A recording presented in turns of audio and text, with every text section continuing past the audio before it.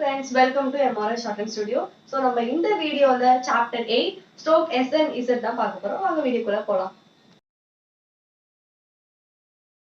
Chapter 8 stroke S and Z ல இந்த சாப்டர்ல நம்ம என்ன பார்க்க போறோம்? ஃபர்ஸ்ட் நம்ம stroke S and Z எப்படி எழுதுவோம்னா லெஃப்ட் சைடுல இந்த மாதிரி ஒரு கர்வ் போடுவோம். அதே திக்கா போட்டா Z. இந்த ஃபார்ம் இல்லாம இத நம்ம வேற ஃபார்மாவும் எழுதலாம். S stroke S and Z can be represented by a small circle சொல்றாங்க. இதுக்கு பதிலா நம்ம ஸ்மால் சர்க்கிளா போட்டாலும் அதுவும் S and Z அப்படின்னு சொல்றாங்க. அப்போ நமக்கு இது யூஸ் ஆகாதா அப்படின்னு क्वेश्चन கேட்பீங்க. இதுவும் யூஸ் ஆகும், சர்க்கிளும் யூஸ் ஆகும். இது ரெண்டுமே எங்கெங்க யூஸ் ஆகணும் அப்படின்றதுக்கு கண்டிஷன்ஸ் இருக்கு. அந்த கண்டிஷன்ஸ் பார்க்கலாம். Stroke form and circle form எப்படி யூஸ் பண்ணணும் அதுக்கு நிறைய ரூல்ஸ் இருக்குன்னு சொன்னேன். அந்த ஃபர்ஸ்ட் ரூல் பார்க்கலாம். wherever there is an initial or a final vowel sound அங்க வந்து நம்ம ஸ்ட்ரோக் ஃபார்ம் தான் யூஸ் பண்ணணும் அப்படின்னு சொல்றாங்க. எங்கன்னா இப்போ ஏதோ ஒரு வேர்ட் இருக்குன்னா அந்த இனிஷியலாவும் ஃபைனலாவும் உங்களுக்கு வவல் சவுண்ட் வந்துச்சுன்னா அந்த டைம்ல நம்ம எஸ் அண்ட் ஜெட்டை ஸ்ட்ரோக் ஃபார்ம்ல தான் எழுதணும் அப்படின்றாங்க. எதனால அப்படின்னு ரீசன் கொடுத்துருக்காங்க. To provide a place for a vowel sign. அந்த வவல் சைன் வைக்கிறதுக்கு நமக்கு ஒரு பிளேஸ் வேணும். அதனால நம்ம வந்து ஸ்ட்ரோக் ஃபார்ம் தான் யூஸ் பண்ணணும் அப்படின்னு சொல்றாங்க. எக்ஸாம்பிள்ஸ் பார்த்தா புரியும். சே இந்த சே அப்படின்ற வேர்ட்ல நமக்கு வந்து ஏ அப்படின்னு ஃபைனலா நமக்கு வந்து வவல் சவுண்ட் வந்திருக்கு. அப்ப நம்ம என்ன பார்த்தோம்? இனிஷியலாவோ ஃபைனலாவோ வவல் சவுண்ட் வந்தா ஸ்ட்ரோக் ஃபார்ம் தான் யூஸ் பண்ணணும் அப்படின்னு பார்த்தோம். இங்க ஃபைனலா நமக்கு ஏ சவுண்ட் வந்திருக்கு. அதனால நம்ம ஸ்ட்ரோக் ஃபார்ம் யூஸ் பண்றோம் say. Next second word ask. ஆஸ்க்ல நமக்கு ஃபர்ஸ்ட் இனிஷியலா நமக்கு வந்து ஆ அப்படின்ற வவல் சவுண்ட் வந்திருக்கு.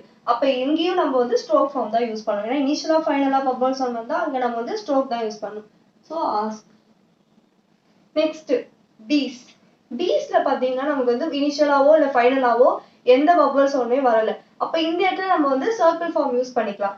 எப்படின்னா ஃபைனலா இப்படி ஒரு சர்க்கிள் போட்டீங்கன்னா அதான் நமக்கு பீஸ். இப்ப rule 2. Where the stroke S is written initially in the root word, it is retained in compounds and in derivatives form by means of a prefix. இப்போ இதுல ஒண்ணுமே இல்ல. நம்ம வந்து படிச்சிருப்போம் ஸ்கூல் டேஸ்ல ப்ரிஃபிக்ஸ் அண்ட் சஃபிக்ஸ். எப்படி சொல்றது, ஒரு வேர்டு ரெண்டு வேர்டு இருக்குன்னா அந்த ரெண்டு வேர்டுமே நம்ம வந்து ஜாயின் பண்ணும்போது மீனிங் தரும். தனித்தனியா பிரிக்கும் போது இப்ப சா பெஞ்ச் எக்ஸாம்பிள் கொடுத்துருக்கோம். சானாலும் நமக்கு ஒரு மீனிங் தரும், பெஞ்ச்னாலும் ஒரு மீனிங் தரும். ஸோ இப்போ இந்த மாதிரி ப்ரிஃபிக்ஸ் ஃபார்ம்ல வர எந்த வேர்டாவது வந்துச்சுன்னா அதையும் நம்ம வந்து ஸ்ட்ரோக் ஃபார்ம்ல தான் எழுதுறோம். சர்க்கிள் வந்து யூஸ் பண்ணக்கூடாது அப்படின்னு சொல்றாங்க. இப்போ சா வந்து முன்னாடியே பார்த்தோம். எப்படி சொல்றது, ஃபைனலா நமக்கு வந்து வவல் சவுண்ட் வருது. ஸோ ஸ்ட்ரோக் ஃபார்ம் நம்ம யூஸ் பண்றோம் சா. இப்போ சா பெஞ்ச் இது வந்து நமக்கு எந்த ஃபார்ம்ல இருக்கு? சா வந்து நமக்கு வந்து ப்ரிஃபிக்ஸா வந்து நமக்கு வந்து ஆக்ட் ஆகுது. ஸோ இதை வந்து நம்ம ஸ்ட்ரோக்ல தான் எழுதணும். சா பெஞ்ச். Rule number 3. பார்ட்டிஷனா 3 கொடுத்துருக்காங்க. இது மூணுக்குமே என்ன, ஸ்ட்ரோக் இஸ் ஆல்சோ ரிட்டன். எல்லாத்துக்குமே நம்ம வந்து ஸ்ட்ரோக் ஃபார்ம் தான் யூஸ் பண்ணணும். அந்த 3 பார்ட்டிஷன் என்னன்னு பார்க்கலாம். First triphone immediately follows initial S. So இனிஷியலா வர எஸ்ஸுக்கு அடுத்து உடனே நமக்கு ட்ரைஃபோன் சவுண்ட் கேட்டுச்சுன்னா அந்த இடத்துல நம்ம ஸ்ட்ரோக் யூஸ் பண்ணணும் அப்படின்றதா ஃபர்ஸ்ட் பார்ட்டிஷன். எக்ஸாம்பிள் பார்த்தீங்கன்னா சயின்ஸ். இப்போ சயின்ஸ் அப்படின்ற இடத்துல எஸ்ஸுக்கு அடுத்து உடனே நமக்கு ட்ரைஃபோன் சவுண்ட் வருது. அப்போ நம்ம ஸ்ட்ரோக் யூஸ் பண்றோம். சயின்ஸ். அடுத்த வேர்ட் பாத்தீங்கன்னா சீவர்.